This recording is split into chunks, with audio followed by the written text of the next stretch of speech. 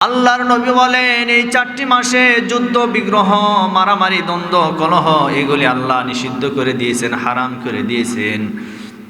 তবে কিছু কিছু ক্ষেত্রে যদি শর্ত প্রযোজ্য হয় তাহলে যুদ্ধ করা যাবে ইসলামকে বিজয় করার জন্য। সেই শর্তগুলি আল্লাহ পরবর্তী আয়াতের ভিতরে বলেন যালিকাদ দীনুল কাইয়্যিম, আর এটাই হচ্ছে তোমাদের জন্য নির্ধারিত, এটাই হলো সরল এবং সহজ পথ। ফালা তাযলিমু ফীহিন্না আনফুসাকুম ওয়া কাতিলুল মুশরিকিনা কাফা। এরপর আল্লাহ বলেন অতএব তোমরা এই মাসগুলিতে নিজেদের প্রতি জুলুম করিও না, তোমরা নিজেরা নিজেদের উপরে জুলুম করিও না। এরপর আল্লাহ বলেন যারা অংশীদারি স্থাপন করে সকলের বিরুদ্ধে যুদ্ধ করো, তাদের বিরুদ্ধে তোমরা যুদ্ধ করো যেমন তারা তোমাদের সকলের বিরুদ্ধে যুদ্ধ করে। আল্লাহ এই মাসগুলিতে যুদ্ধ করা হারাম করে দিয়েছেন, নিষিদ্ধ করে দিয়েছেন। তবে যারা কাফের, যারা বেঈমান, যারা নিজেদের প্রতি জুলুম করে, এই সমস্ত মানুষদের বিরুদ্ধে আল্লাহ যুদ্ধ করার কথা বলেছেন। শুধু তাই নয়, আল্লাহ রাব্বুল আলামিন বলেন ওয়া'লামু আন্নাল্লাহা মা'আল মুত্তাকিন, আর তোমরা জেনে রাখো আল্লাহ সাবধানকারীদের সাথে থাকেন, মুত্তাকি বান্দা বান্দীদের সাথে রব্বুল আলামিন থাকেন। আল্লাহ কাদের সাথে থাকেন? মুত্তাকি বান্দাদের সাথে থাকেন। আমার ভাইরা, আমরা পেলাম 12টি মাস। এই জমিন আর আসমান আল্লাহ যেদিন থেকে সৃষ্টি করেছেন সেদিন থেকে 12টি মাস। এই মাসগুলির ভিতরে 4টি মাস মহিমান্বিত এবং সম্মানিত। তার ভিতরে আমরা যে মাসে এখন হাজির হয়েছি এই মাসটির নাম হচ্ছে রজব মাস। এই মাস এত সম্মানিত কেন এবার শুনেন। আম্মা জানা আয়েশা সিদ্দিকা রাদিয়াল্লাহু তাআলা আনহা থেকে বর্ণিত হাদিস, তিনি বলেন আমি রজব মাসে আল্লাহর রাসূলকে এত রোজা রাখতে দেখেছি, অন্য কোনো মাসে এত রোজা রাখতে আমি দেখি নাই। আল্লাহর নবী এই রজব মাসে 10টা রোজা রাখতেন, আর শাবান মাসে রাখতেন 20টা, আর রমজান মাসে রোজা রাখতেন 30টা। সুবহানাল্লাহ কোন। তাহলে রজব মাসে কয়টা রোজা রাখতেন? 10টা রোজা। তিনি 10টা রোজা রাখতেন। এই 10টা রোজা তিনি এজন্য রাখতেন কারণ এটা প্রস্তুতির মাস। কিসের মাস? প্রস্তুতির মাস। আল্লাহর নবী বলেন যে রজব মাসে যদি কেউ জমিতে ফসল লাগানোর জন্য জমি প্রস্তুত করার যে কাজ এটা যদি না করে ও সঠিকভাবে জমি থেকে ফসল তুলতে পারবে না। রজব হচ্ছে জমি প্রস্তুতির মাস, শাবান হচ্ছে আগাছা পরিষ্কার করার মাস, আর রমজান মাস হচ্ছে ফসল ঘরে তোলার মাস।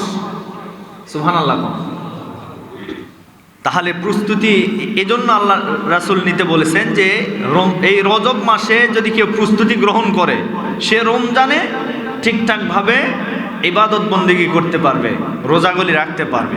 এজন্য রজব মাসের ব্যাপারে আল্লাহ রাসূল এতটা তাগিদ দিয়েছেন। এটা হচ্ছে সেই মাস। এই রজব মাসের 27 তারিখ দিবাগত রাত এমন একটি গুরুত্বপূর্ণ রাত। এই রজব মাসের 27 তারিখ দিবাগত রাত আল্লাহ রাব্বুল আলামিন তার হাবিবকে তার সঙ্গে সরাসরি কথা বলার সুযোগ করে দিয়েছেন। সুবহানাল্লাহ। পরে আল্লাহর সঙ্গে কথা বলা যেন তেন কথা নাকি? বলে আল্লাহর সঙ্গে সরাসরি কথা বলেছেন। আরেকজন নবী আল্লাহর সঙ্গে সরাসরি কথা বলেছেন, তার নাম কি? মূসা কালিমুল্লাহ। মূসা নবীও আল্লাহর সঙ্গে সরাসরি কথা বলেছেন। তিনি যখন কথা বলার প্রয়োজন মনে করতেন তখনই সাথে সাথে চলে যেতেন কোথায়? তুর পাহাড়ে, মিশরে, সেটা তুর পাহাড়ে তিনি যেতেন। সেখানে গিয়ে আল্লাহর সঙ্গে সরাসরি কথা বলে আসতেন। তার যতগুলো হাজত ছিল সেখানে আল্লাহকে বলতেন, আল্লাহ সেটা পূরণ করতেন। সুবহানাল্লাহ। তার উম্মতেরা যারা ছিল তারাও জানে যে মূসা আল্লাহর সঙ্গে কথা বলে, অতএব আমাদের কার কি প্রয়োজন, আমাদের নবী মূসাকে আমরা বললে সেটা সরাসরি আল্লাহর কাছে চলে যায়। উম্মতেরা যখনই যার যে অসুবিধা সুবিধা থাকতো সেগুলি তারাও বলতেন এবং সেটা আল্লাহর কাছে গিয়ে মূসা নবী পেশ করতেন। তো এই জন্য আল্লাহর নবী এই মেরাজে কথা বলেছেন আল্লাহর সঙ্গে। শুধু কথাই বলেন নাই, একেবারে 7 আসমান, বাইতুল মামুর, সিদরাতুল মুনতাহা, আরশ মোয়াল্লা পর্যন্ত আল্লাহর নবী পরিভ্রমণ করেছেন। এমনকি জান্নাত জাহান্নাম সব কিছু তিনি দেখেছেন এক রাতের ভিতরে, যেইটাকে আমরা বলি মেরাজের রাত। এই মেরাজের রাতে আমার নবী সব কিছু দেখেছেন, যেটা রব্বুল আলামিন তার হাবিবকে স্পেশাল একটা পাওয়ার দিয়েছিলেন। স্পেশাল শক্তি দেওয়ার কারণে আল্লাহর নবী এতগুলি জায়গা তিনি দেখতে পেলেন এক রাতের ভিতরে। এই মেরাজ সংগঠিত হয়ে যাওয়ার যেদিন মেরাজটা সংগঠিত হয়েছেন, আল্লাহর নবী সেদিন মেরাজ থেকে ফিরে এসে সর্বপ্রথম হযরত বিলালকে ডাকলেন। জোরে বলেন, কোন সাহাবী? জোরে বলেন। বেলালকে ডাকলেন, বেলাল, ও বেলাল, তুমি আমার সামনে আসো। তুমি এমন কোন আমল করো যে আমল করার কারণে আমি রাসূল মেরাজে গেলাম, মেরাজে আমার সাথী ছিল না, কেউ ছিল না, কিন্তু আমি লক্ষ্য করে দেখলাম ওই আসমানে তোমার পায়ের শব্দ আমার কান পর্যন্ত এসেছে। হযরতে বেলাল ডাকতে বলেন, ইয়া রাসূলুল্লাহি, ইয়া হাবিবাল্লাহ, আমার সামনের পিছনের সমস্ত আমলের খবর আপনি জানেন, আপনার সব কিছু আপনার কাছে আছে। আমি গোপন কোনো আমল করি না হুজুর, তবে একটা আমল আমার আছে, যে আমলটা যেদিন থেকে আমি ইসলাম ধর্ম গ্রহণ করেছি সেদিন থেকে আজ পর্যন্ত আমল আমি ছাড়ি নাই। নবীজি বললেন, বেলাল, তাহলে কোন আমলটা তুমি ছাড়ো নাই একটু বলো। হযরতে বেলাল ডাকতে বলেন, ইয়া রাসূলুল্লাহ, ইয়া হাবিবাল্লাহ, আমার যখন ওযু নষ্ট হয়ে যায়, ওযু নষ্ট হয়ে যাওয়ার পরে সাথে সাথে আমি ওযু বানাই নেই, আর ওযুটা করার পরে আমি 2 রাকাত তাহিয়াতুল ওযুর 2 রাকাত নামাজ আদায় করি। সুবহানাল্লাহ পড়ে। এজন্য ইমানদারের মৃত্যুর একটি আলামত হলো ওযু অবস্থায় থাকা। কেউ যদি ওযু অবস্থায় থাকে এবং আল্লাহর নবী বলেন ওই অবস্থায় যদি মৃত্যুবরণ করে, তার মৃত্যুটা হয়ে যায় জান্নাতি মৃত্যু, সে জান্নাতি অবস্থায় মৃত্যুবরণ করল। এজন্য ইমানদারদের লক্ষণই হবে ওযুর হালতে থাকা, যেটা হযরতে বেলাল আমাদেরকে শিক্ষা দিয়েছে। ওযু নষ্ট হয়ে গেলে আমরা আবার ওযু করে নিব, কিন্তু হযরতে বেলাল সাথে সাথে আবার 2 রাকাত নামাজও পড়তেন। আল্লাহর নবী বললেন, বিলাল, ও বিলাল, এই আমল তুমি কোনোদিন ছাড়বা না।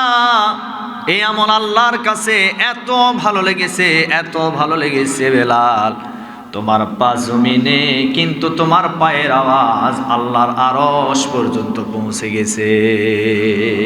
সুবহানাল্লাহ, সুবহানাল্লাহ। আল্লাহর নবী সেই মেরাজে, ওই মেরাজে জান্নাতের কাছাকাছি যখন যাবেন, তার আগ মুহূর্ত পর্যন্ত এখনো জান্নাতে যায় নাই।